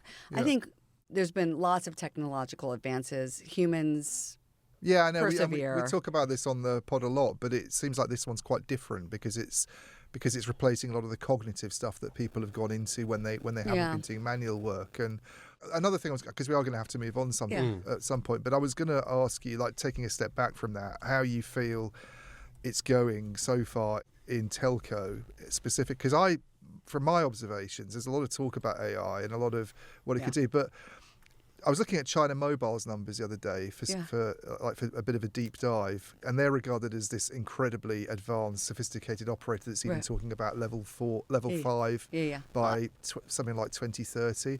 And their headcount is 450,000 people. Now, okay, you could say it's a big country, and then you have lots of people to work in stores and everything. But in 2019, it was less. So it's gone up over these 6 years of them probably starting to dabble in AI and everything. Right. And I feel a lot of these companies that have cut jobs, they've not really realised cost benefits from it. You see the margins are still quite compressed. I'm sort of wondering are telcos really benefiting from anything they're doing in automation at the moment or AI? I haven't really seen it. I don't know about the network side in terms of the automation, but I haven't seen them deploying it at scale really, where everyone's still talking about like this 2030. It's still aspirational. It's still in the future. So we'll see. I don't know if they're going to cut jobs or shift. We have fewer people in customer support, but more people in another area. You don't roll out AI just across the company all at once. And like I was talking about earlier, I'm like, going from 0 to 1, where you're getting something working, right, is really hard. And even a small company like Totogi, like one group of my organization adopted it readily, no issues. Another one, I have to smack them. I'm like, did you use AI for this? And they're just like, you can't use AI for that. I'm like, oh, right? And we're small. Yeah. And you'd love employing me and Iain. Get some real fucking resistance. I'd be like, what is your deal? And so but I'll tell you another thing on the flip side of that coin is the people who've started to use it, if I said, I'm going to take it away from you now, they would be like, no way. This is amazing. No, I get it. And I get some of it's generational. Well, it's addictive. Well, but it's so amazing. But it's what you're used to. This is a generational cliche where like all young people are all into this these days when you're 54 like I am. You thought the iPad was not going to catch on. Yeah, exactly. My big prediction when they launched the iPad is it's just a big iPod. What's the fucking point of that? It is just a big iPod. You're like, hello? Where it was a failure of my imagination was all the other ways. I mean, especially when you look at it in like retail and stuff, how ubiquitous. Anyway, but my kids' generation, my son's done a course. It certainly doesn't sound as high flying as your son's course, and he's certainly not coming home telling me he's turning down $200,000. You should try Gauntlet AI. I know. I might have a word. Yeah. Get him to listen to this pod. I go, look, Danielle's son's doing it. What's wrong with you? But he's still doing stuff, and actually, to the point of layers of abstraction, he's learning Python, which is a layer of abstraction above all the coding stuff that you know. Yeah. So yes, I get it. With successive generations, to coin a term that you used and raise event, there will be more AI native as they grow up. Whereas, people like us, and we're writers, so you're going to get a bit more resistance from us. Like I was half joking about Grammarly. Yeah. We're a bit precious about the words that come out of our brilliant minds. But it will become more endemic. It will become more baked in. Just like for when I was at school, computers were pretty basic, weren't they? So I can see all that. I mean, again, with writing, especially because I do a lot of writing. I'm not like as prolific as you guys are, but I write a blog every 2 weeks, and so I'll start with I know what I want to say, and if you understand my style, AI, let me give you some bullet points of like the facts of the story. Like I'm gonna talk about blah blah blah blah blah, and it pumps out a version that's 90% what you probably would have done, and then you go from there. You're just the purist in me pushes back even on that. But why? It's still you. But it's not. It's your take. It's your me angle. Tweaking something that something else has done. And I know you're saying, but it's derived from me and my. You let it. Yeah, it is think, you. I think what I'm really exhibiting here, as much as anything else, is my own cognitive inertia about the whole fucking thing. Yeah. I'm just like, no. But anyway, look, if you don't mind, because we've got a couple of other things we want to talk about, and we got a hard stop in about half an hour or so. Okay, cool. But talking about automated things going wrong. Your favorite. So I know it doesn't time fly in. That was fast. Do you need another beer? Or you're all right? No, I'm fine. Okay. I mean, you have your computer. Huh? Gin and tonic? Gin and tonic, no. Old-fashioned? No. Yeah. No, my beer is actually quite delicious. We do have like a super strength whiskey from your part of the world. Oh, my gosh. If you want one. Texas. From Texas? Yeah. Expect you to drink it. What have I done? It's called Brimstone. Oh, Do you know Brimstone. Oh, my gosh. Bit of That's ice. a terrible The name. guy from Exa Terrible Infrastructure bought that in. From Jim Fagan from Exa Infrastructure. If you know that company. yeah. They do fibre networks. Yeah. Anyway, obviously, I'm not expecting you to start necking whiskey, although it could be quite entertaining if you did. But yes, so I've got to say actually, there's paperwork coming out. Oh, Look at her, she's prepared. a little prepared. I thought in this last segment we did, you did a really good job. Not that I expected anything less of defending the position. Yeah. And you've always been a great person, speaking for myself, but I suspect Iain as well, to stress test our scepticism against. Yeah. Because you're well prepared, obviously, thanks in no small part to Lindsay, I'm sure. Yes. And you know your stuff, because you're a coder and all that sort of thing. And in the past, we always used to have you as we said before, this public cloud evangelist. And a lot of our concerns were similar, which is an over-reliance on automation, over-reliance on any third party. And anyway, this week, there was just tailor-made ammunition for our like complaints. salivating. It was ideal timing, wasn't It it? It was. It was And so great. I'll quickly remind everyone, I'm sure this is so big, this is front page news on just regular news. I listen to Planet Rock while I'm working during the day, and they have this tiny little compressed shitty news bulletin once an hour, and it was even the front of the Planet Rock fucking news bulletin. And anyway, so it's AWS, Well, I'll Amazon. tell you why. So I'll quickly summarise it, and then Set it up. I'll pass it to you. So AWS stands for Amazon Web Services, the biggest public cloud provider in the world. And Not as big as they used to be, though. No, but they still are, I think, a good chunk of market share ahead of... only in terms of market share, they're Yeah. actually bigger. Yeah. They've slowed In a down, but I growing think they're bigger. market, They're they're- very huge. ahead of Azure second and Google third, I think. Yeah, there's a bunch of neo clouds there now, aren't there, as well, coming along. Indeed. Well, the AI stuff, the Neoclouds. AI data Sounds centers very- are like Oracle and stuff, Yeah, Oracle's doing Are well. you sceptical about Oracle? So let me finish this first. Sorry. Jesus Christ. I mean, we could have a 4 I know hour you- I know you I had know a you were thing. wondering why it takes us 2 hours to do a pod. There's an illustration. Especially after we've had a couple We'll of go beers. on to Oracle later. Yeah, we'll get Yeah, into yeah. Oracle. So let me quickly tee this up. A hell of a lot of people rely on AWS to run their digital infrastructure. Yep. And they had an outage in their US East 1 region or something like that.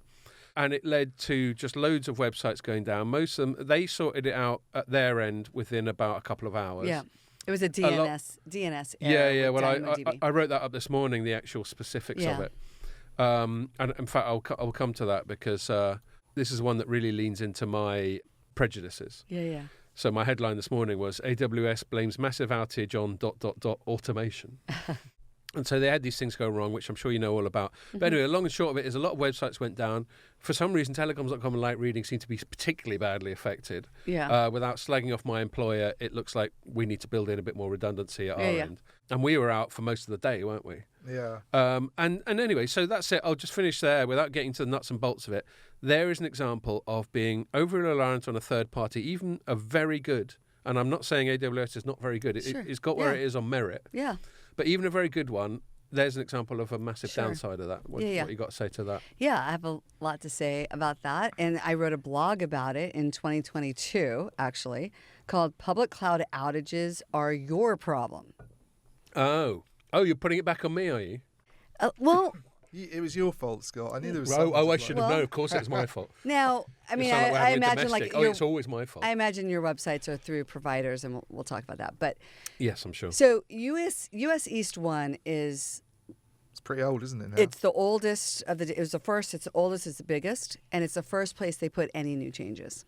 Ah. And as a, because of that risk, it is the cheapest for I all the see. services. So a lot of startups and companies, when you're just kind of putting your services together, you'll put your stuff in US East 1 Right, because it's cheap. Didn't even occur to me that there was different pricing between There different is. zones. Right. Right? So, for example, DynamoDB, which was a service affected, it is what Totogi's charging as a service uses. We use DynamoDB. Yeah. But I don't have my stuff in US East 1 because charging cannot go down. Like, that would be detrimental to Totogi. So you're saying that a high degree of risk is priced into US East 1?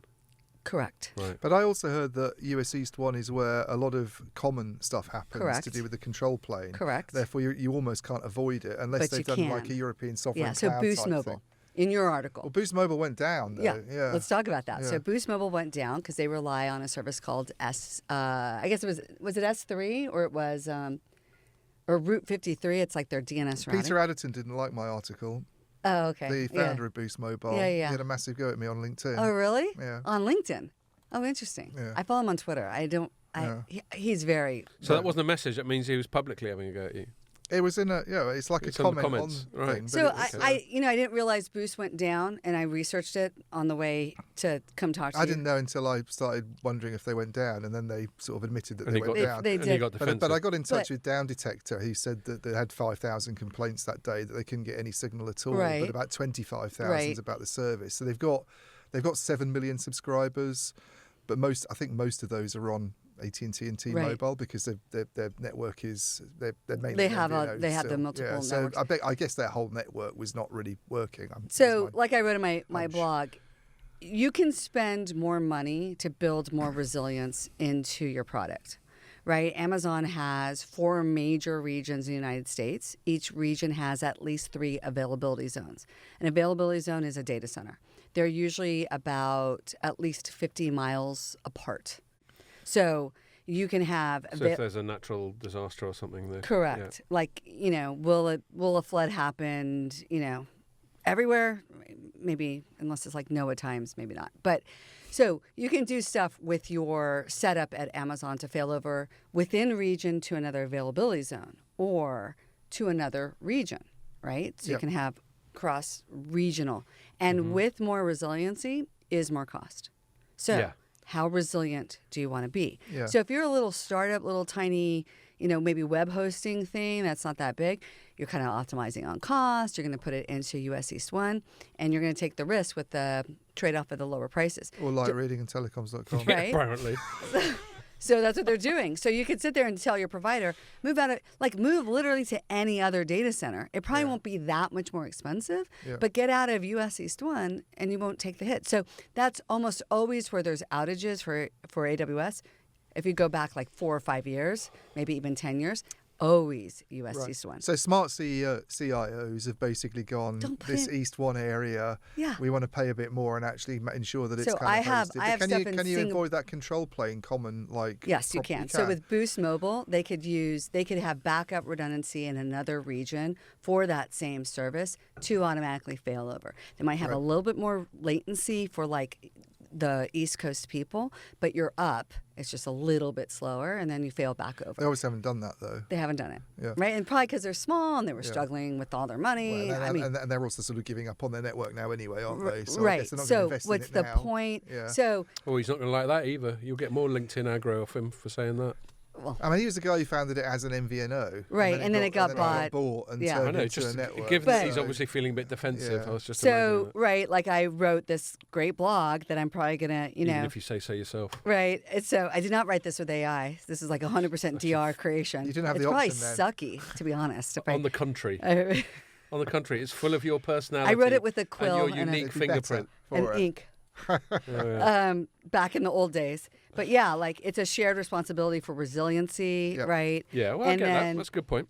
So are you? I mean, but then I'm going to flip it, right? Vodafone had an outage here last week. They did. Yeah. Right? And they blamed it on a third-party vendor upgrade. So things are going to go down. Well, right? that is exactly what Peter Adderton said Yeah. on his LinkedIn thing. Yeah. He said this is silly because any network can go down, and exactly like Vodafone went down, and it was like really disruptive for loads of businesses. And I take that point. I guess if I was going to Telefonica was down in the summer. they were. Right? I guess if I was going to push back on that, I'd say when a private cloud goes down or an on-premises thing, it just affects that company. And okay, if it's a network serving millions of people, it's still bad. But Right. if AT&T, let's say, and Verizon and T-Mobile had done what Boost Mobile's done and gone, let's rely on AWS, Yeah.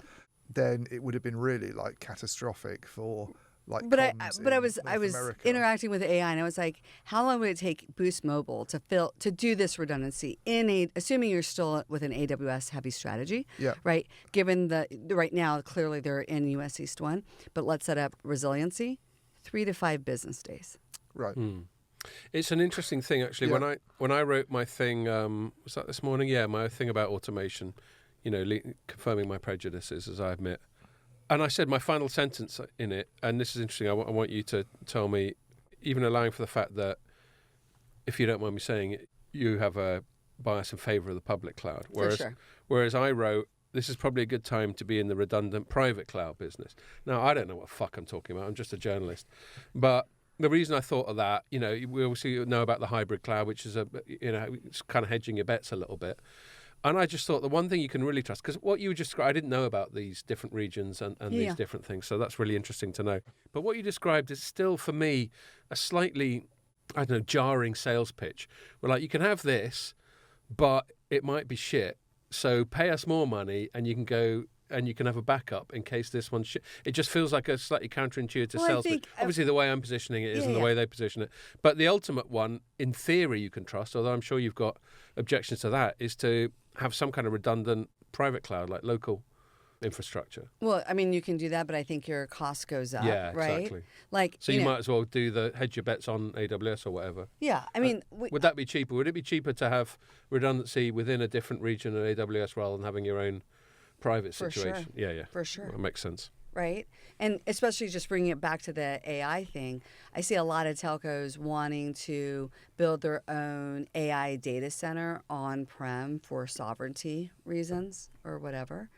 And we had a telco do an estimate. They asked us, how much would it cost for us to set up our own AI data center to do whatever they were doing. And our estimate was like $185 million. Oh my God. And so I was like, okay, let's just take that number. But in this scenario, this telco in the Middle East wants to start a new business. They want to use heavy AI. They want to do all these crazy things, and they want to host their own LLM, and they want their own GPUs. And I'm like, you have so many variables on this brand new business. You don't know if it's even going to work. But that's quite an extreme. So why overinvest in something that That's quite Why don't you use the public vision. cloud? Why don't you use the public cloud? Yeah, I think and figure out if it's going to work, and if it does, and it's great, and it's a wild success, and you still want to do your own hosting of your LLM and your GPUs, then do it at a later date. I think what they've done is have a very extreme interpretation of sovereignty, because Europe's vision of sovereignty doesn't necessarily mean you don't use AWS. I think at the moment you can use AWS, but it's their where the control plane sits for the European sovereign cloud with Amazon, I think, is in Germany, which is sort of suits people like Telefonica EU. Germany and the EU. And then there's now an argument about, do we actually want US companies involved, or should it be European providers? But that's more of a geopolitics thing. But I think there's got to be a kind of middle ground between... I don't actually limit this to the public cloud, by the way. I just think... this is a really sensible pushback, I think, to the argument that, we shouldn't use AWS because we're too reliant on a few tech providers. I think these oligopolies are there in a few industries to do with tech that people just don't really realize. Like broadband infrastructure is only really provided by Nokia at scale these days. If you take out the Chinese companies, and people don't really... If you say to somebody, I'm off to meet Nokia, like as I did to some friends recently, they were like, are they still in business? They're the guys who did those phones, aren't they, before Apple came out? It's like, all your network fiber infrastructure in the UK Nokia. pretty much comes from, because the only options otherwise are Adtran and Calyx, and they have like 3% of the market. Mm-hmm. But the cloud ones just seems like a more worrying version of that, because so much data's going into it. So much of... Yeah, and as we realised this Monday, so much relies on it. So much relies on it in terms of, like, if people are talking about connectivity as well as just sort of information lakes and this sort of thing. It's national security at some point. And that, I guess that's why you get this conversation going on at the UK at the moment about the cloud services. Is it too dominated by Microsoft? And that's what's propelled these companies like Nscale into the sort of discussion. I don't know what you think about those guys, by the way. Well, I mean, I guess it's your risk tolerance and whatnot, but they're really good at running infrastructure, right? And from a purely capitalist view of it, where would you rather spend your resources and time and money and people on your business when it's kind of a commodity thing to run servers and compute and get your chips? When you're trying to solve all these other problems, and sure, it's a concern, but at the same time, the alternative is to go do it all yourself, and now you're focusing on that, and you're, let's say they're never going to be able to be as good. I get that completely, and have all those services that you get from Amazon. And so it's a business decision at the board level of what's our special sauce? And I think the ship has sailed that special sauce is running servers. You're like, just let those guys do it. In a way, it's analogous to the AI thing. It's like you're offloading as much as possible to focus on your special sauce or core competence or whatever we want to call it. And that will make sense. I mean, I suppose, I'm trying to think of it in our day job. I suppose if we could outsource research and just go, if you sat down, like Iain, as I'm sure you're aware, writes more in-depth stories than I do. if he sat down in the morning and going, right, this is my theme, this is where I'm going to go. I'm going to go and make a coffee. I'm going to send this prompt to the AI and go, just give me a fucking bunch of condensed research on this for me to cherry pick from. And then it's still Iain's stuff, but it's done a lot of the legwork of the research for you. I can see that. But then even then, that might feel like a slippery slope, isn't it? I'm almost on the other slippery slope now, where I kind of feel like you're almost overly reliant on search engines for things, especially when Gemini throws up a... Shoot, guys. You know? Like you... I know, but I kind of worry about this in a big kind of... Go to the library. To the British Library. And go through if through you parchments. are not intimate with the Dewey Decimal System, you are not a writer. Yeah, he uses that's a little bit extreme. Those scanners with a lamp, you know. Yeah. The microfilm. Yeah, there we go. Microfilm. Right, he's sitting there. There it is. It's the head count of China Mobile. But you're right. From yesterday's newspaper. You're right. I mean, that's a great illustration. You know, all Ian's doing, as I've been, is being honest about our sort of cognitive resistance to this stuff. But I still... It's still you. I'm going to argue what you're it's really still good you. At. No, and what you're really good at, and where we've pushed back on you in the past, but credit where it's due, what you're really good at is seeing what's coming. Mm-hmm.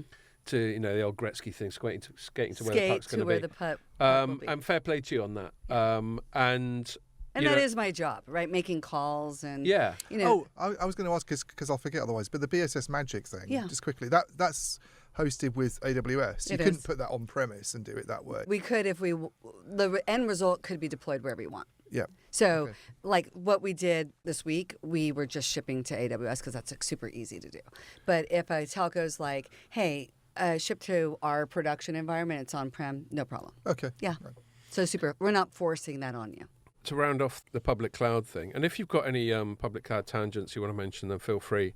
So, your point to your blog that you wrote that I can see because you printed it out. So I did. I brought 3 copies. All right. Cool. Yeah. Everyone. I'll grab one. Yeah. Or we can put one in the middle. I will link it in my next probably in the show notes. Where you said public cloud outages are, quote, your problem, or you put asterisks. I don't know. I'm emphasizing your problem. I see. You need 2022. Wow, that was exactly. So there we are. AI almost. Well, and you'll notice from Iain Morris, the first thing, for example, after Google outage, telcos should think. Oh yeah. And then I get the second one. You get the second one. Cool. After Google outage, telcos should think twice about public cloud. That's from Iain. And then from Scott, the public cloud wilts. Well, at least I'm consistent. I'm saying the same thing nowadays, aren't I? God, my headline there seems more like an Iain Morris headline. And I'm just like the minute that you guys were like, ooh, we're going to talk about the AWS outage. I'm like, pull up that blog from 2022. So what I've taken from that is there are lots of tools within the public cloud to do with redundancy, because that's the biggest thing that occurs to me. Again, I'm inexpert. I'm not like you. I'm just a commentator. Yeah. But I understand the concept of redundancy, and I especially understand the concept of redundancy when my fucking website isn't up for half the day. Yeah. And it can be done, but as you say, it's a matter of resource. I wasn't annoyed about that at all. No, Ian was fuming.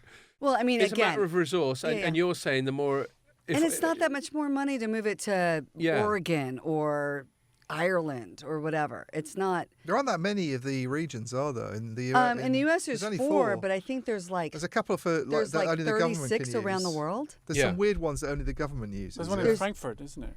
Well, there's 6 in the United States, there's only and 1 in Germany. 2 are GovClouds. Yeah, and they're super expensive. That's what they're super expensive. Yeah, because they're like. You can use GovCloud as a normal organization. If you want super US people only, and it's in a cage and all these rules, like it's security clearance, blah blah blah. Yeah. You can totally use it. You're just going to spend more. Yeah. Right? Just do you need that? The thing I was surprised by is that they don't have as many local zones as I thought they'd have. Mm-hmm. They don't have that many local zones, this is the problem I think with. Because this isn't a security or redundancy issue, this one, is when you're putting the network in the cloud, there are things you just need where you need it to be at the edge. Yeah, and that's unfortunately with AWS infrastructure, and this is why they've had this compromise where they've gone, well, we'll take our outpost servers and we'll put it in your infrastructure. But then obviously you lose a lot of the economies that you get of shared cloud infrastructure in a big kind of data center. So I believe it on the BSS OSS side from a service point of view, but on the kind of putting your RAM there, I mean that's just crazy. Like no. So that's where I would tell you to spend time with Malik Rao and go see what he's doing with Telefonica Germany. Okay. Because he's working with Nokia, I think is actually how you say it. We say Nokia in England. Yeah. and No, I know AWS. Malik. I speak to him at MWC usually. Right. Sometimes, So talk but- to him about how AWS has worked to extend and improve local zones Yep. to meet him, because he is planning to deploy. He is deploying his core on the public cloud on AWS. Yep. He's starting with like 5 million subs, but I think his plan is to do them all. And he was on my podcast a couple months ago, talking about how AWS needed to understand telco requirements and kind of bend over to do it, and they modified it, and Yep. it's working. Yeah. So to your point, it will work, maybe not out of the box, Yeah. maybe not out of the box that was designed in 2015, but they're willing to do that, and they're doing that for Germany. So So saw you beavering away on Perplexity there on your iPad. I love Perplexity. Why is Yeah. Did you want, before I move it I was on, going to pull up there how something many. you were going to look at? I was going to look up how many local zones there are, Oh, because I okay. don't have it off the top of my head. But I get that's two. one thing I've taken. Yeah, fuck it, that'll do. One thing I've taken away is that redundancy thing is there. It's just a matter of resource, and I suppose to have a bit of a go at our own IT people. I don't take this personally, but one possible interpretation of the fact that our sites were down for so long on Monday was that we were under-resourced on redundancy. But again, I don't really know. I what I'm can't talking imagine about. that would ever happen, Scott. No. just move to another region. Yeah, just do that, all right? Yeah. Um, It should be fairly easy. cool. But I think that's what happens. I think startups go in US East 1 because it's cheap. Then they start to scale. Then it's like, okay, now we need to move it, which is a project. It's not like just push it. I mean, it is a little bit of a push a button, but it depends on how you set it up. And do you it's think just, at risk of not being able to move on, but you should But maybe like, think for about it, do you example- think the public cloud people could make that a bit easier? I mean, it's in their interest. it's all in your design. Oh, okay, fine. How you architect it. But like, for example, I remember Netflix used to go down, and now they don't. They're not on that list anymore. And it's just people Yeah. moving out of US East 1 to Right. build resiliency Okay, into that's their really services. interesting. I didn't know that. So I it was think one this of is the best segments. podcast ever right now. It's not just the beer talking. No, it's great. I mean, this is stuff we're all interested in. Yeah, it's super cool. And you could sort of go on forever. I always like to think that pod should just be like if you stuck a microphone on the table in the pub Yeah, and you're just having a that's chat. what. That's what it's like. Yeah. Yeah. So maybe if you've got time after, we can put that to the test. Okay, cool. Yeah, for sure. So I was gonna ask you, and if we can keep this short, how bubbly do you think the AI thing? Not from the point of view of your day job. You've done a great job of advocating on behalf of AI in the telco context, but just more generally, these 100 billion here, 500 billion there sort of deals. How bubbly do you think the whole AI sector is right now? I don't know. I mean, a little bubbly, right? I mean, especially that really great Bloomberg graphic. I don't know if you guys saw it, of like all the money that's very circular. circular bit is that feels a fascinating. little bit dicey, you know, at that level. Like, certainly not my level. And it's not a nothing burger. So- it's a something burger, but So- maybe not as big as it So is. it gets a little bit hype curvy, Yeah. and it'll level out. We It just will. don't learn anything. We just want to keep doing it. Because the incentives that are baked into bubbles and hype are, I always equate Not it. if you're holding I the always bag. equate it to musical chairs. People get this sounds a bit bubbly, but it keeps going up. So fuck it, I'm not gonna Right. bail out. Yeah. I mean, famously, someone like Warren Buffett bailed out of the dot-com bubble curve early. And But missed out on but then the people who hung around, who timed it perfectly, which is obviously a big if. Yeah. And it's But hard the to people do, who timed but- it perfectly were laughing. Yeah. So yeah, okay, all right. Look, we'll wrap it up there. We've all got stuff to do. We'll see how. I saw you two exchanging glances as to whether you got time to join us for a beer. Yeah. Maybe You'd a little you'd bit. be very welcome. It's entirely up to you. I know. Yeah. When are you going back to the US? Tomorrow. Tomorrow. Okay. Yeah, I came back from the Germany event to do this. Right. Spend the night, and then there's now Cool. 2 nonstops to Austin on BA. So Oh, Yeah. direct to Austin. yeah, God, which is that's nice. handy, isn't it? I'll land That's at good. 4. Right. I can Cool. play some pickleball if I want to. Yeah, Pickleball, yeah. it's my new thing. I I'm remember going you to talking nationals. about that before. I won a tournament last week, and Oh, I'm well going, done. cool. going to nationals in pickleball. So Oh, that's wow. great. Yeah. Is that what That's you do great. post tennis? Yeah. Well, I'm playing both, which is Right. causing a little bit of racket Right. confusion. Yeah. But, Different techniques, I But presume. I found like the bounce on pickleball is really inconsistent. Yeah, I mean, it's a different game, but I mean, if you're a decent tennis player, I mean, you can just clean up with pickleball. But then Right. at some level, you actually have to learn the game, and that's Yeah. I'm kind So of at that transition. Is it so. better to come into pickleball from tennis or from squash? Ooh, Because it's got that squash. maybe no. tennis. It's got that squashy thing with the backboard and that's- stuff. No, that's Paddle. paddle. You're thinking Oh, about. paddle. Sorry, I've Yeah, Paddle paddle's has a to bit go more up. squash Why do they have like. to When have it such comes similar off the fucking back names? wall, it's Pickleball quite is hard. a Yeah. large table tennis. Right. It's like yeah, ping yeah. pong and Yeah, tennis. I played a lot activity. of paddle in Slovakia. Yeah, you my see. bad. I was confusing the two. And You need 4 people with paddle. and It's you like only about score pickleball. when you're serving, which is Yeah, it's like confusing. old Well, that's it. volleyball. That's and you it. play with a wiffle ball. You play with a plastic ball with holes in it. Yeah. Right. So Which if it lands we- on the hole, it doesn't bound the same as it, I when read it a lands between holes. Yeah, whatever. I read a funny article about paddle. You say it's always doubles, yeah? Yeah. Yeah. Someone same wrote. with pickle. Someone wrote. Is it? Someone wrote an article about paddle. That they said the reason it's so popular is because people play mixed doubles, and it's a great way of flirting with each other. Oh yeah, totally. So- And the Oh, courts you- are like you- 80, it wasn't even the a surprise. the then. courts are like 80 quid in London as well to get a Right. paddle. So it's become the court new. for like 1 it's hour. Become the new place to pull. Whereas But when you you get- play And you with have to mixed, Maybe I'll give it a go. Yeah, Only well, You joking. play with your mates who work for like some company that Danielle owns, and it's like they earn enough money to pay 20 quid each. But if you take your kids out, it's and expensive. you're like, it's Costs like you. 80 quid for 1 hour to take my 5-year-old to sort of teach Well, I him don't- paddle. It's like no back chance. to your point on, it's a big place to flirt or whatever. When you play mixed doubles, the guys are playing. They're playing big Yeah, across yeah. the middle. They're playing like 65% of the court and like confining the women to like 20, 25. not And I'm bad, just is like, it? F you. I can play too. There's a lot of that as well Right. But there's a going lot on. of the You guys got to- cover. You got to find Yeah. ways of just tripping They're, them up they're or something. mansplaining on the. Yeah, Yeah. I mean, they're pickle splaining. and then like I'm better than them, and it's just so Paddle splaining. Paddle so splaining. I keep mixing them annoying. up. Okay, well, Actually, I've never played Anyways, pickleball. I've only played paddle. it's fun. but- on that note, given that I obviously can't distinguish between the two, we'll wrap It's it up okay. there. It was Danielle, it's a fun. pleasure Yeah, again. super fun.